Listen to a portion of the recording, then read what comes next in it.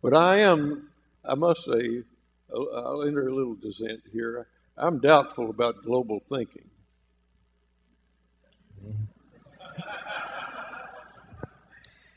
The problem is that nobody knows the globe. And it is possible to know competently part of it. And we have to know that this place is connected to every other place, but we can't take there are limits of responsibility, limits of understanding. This is why scale is so important. You've got to keep it. Well, I think you can say that you can scale medical cares in such a way that the whole doctor can have an effective relationship with the whole patient. And you can scale it so that that's impossible.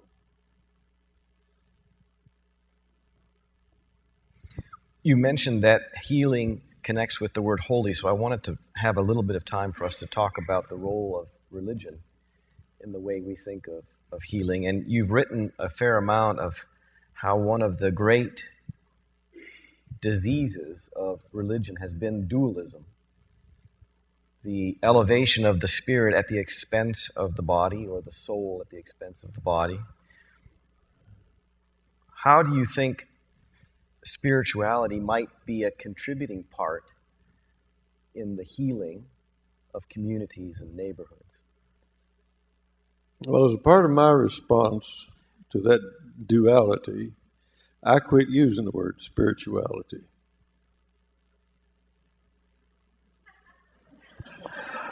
What's your better word? I don't have a better word. But I think if you give that up, that's a very badly corrupted word. I mean, there are experts in spirituality and specialists. And one of your criticisms is that it tends to the heroic, that spirituality is a way to escape from day-to-day affairs. Well, it's a cheap heroism. It doesn't cost anything. And I think there was a kind of an economic principle that underlay a lot of the brands of Protestantism that I grew up with, which implied always that you would barter your body's life in this world and make a kind of sacrifice of it to your spiritual well-being hereafter. And that's terribly uninteresting, for one thing. It's a huge bore. We're after all, we're bodily creatures, and we don't understand what a pure spirit might be, or I don't anyway. I have to just drop out on that. I have not known any pure spirits.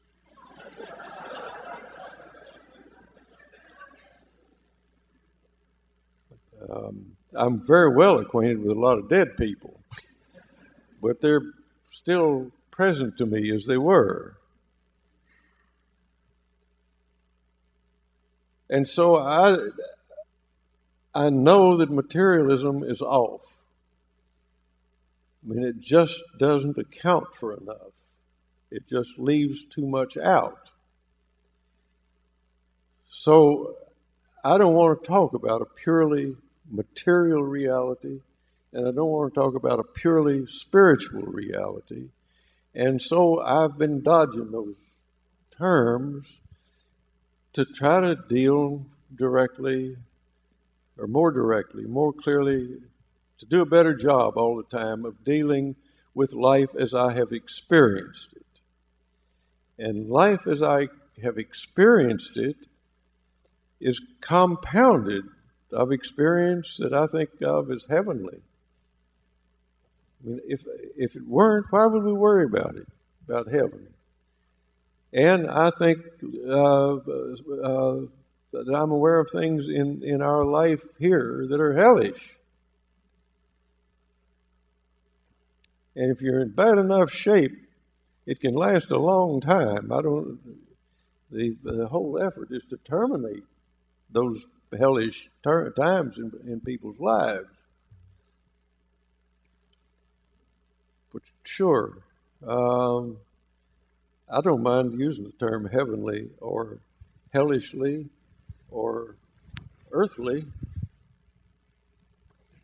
but I'm not going to have the argument limited by spiritual or material. That's all. So you mentioned heaven, and so I have another poem for you to read. You're going to do that. I knew, yeah.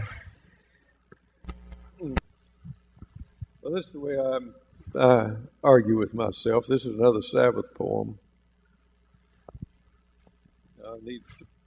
I need three hands here.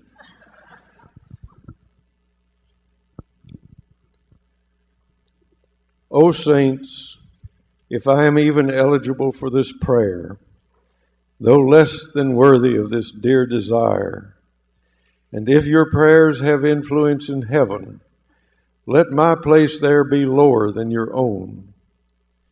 I know how you longed, here where you lived as exiles, for the presence of the essential being and maker and knower of all things. But because of my unruliness, or some erring virtue in me never rightly schooled, some error clear and dear, my life has not taught me your desire for flight, dismattered, pure, and free. I long instead for the heaven of creatures, of seasons, of day and night. Heaven enough for me would be this world as I know it, but redeemed of our abuse of it and one another. It would be the heaven of knowing again. There is no marrying in heaven, and I submit. Even so, I would like to know my wife again, both of us young again, and I remembering always how I loved her when she was old. I would like to know my children again, all my family, all my dear ones, to see, to hear, to hold more carefully than before, to study them lingeringly as one studies old verses, committing them to heart forever. I would like again to know my friends, my old companions, men and women, horses and dogs, in all the ages of our lives, here, in this place that I've watched over all my life, in all its moods and seasons, never enough.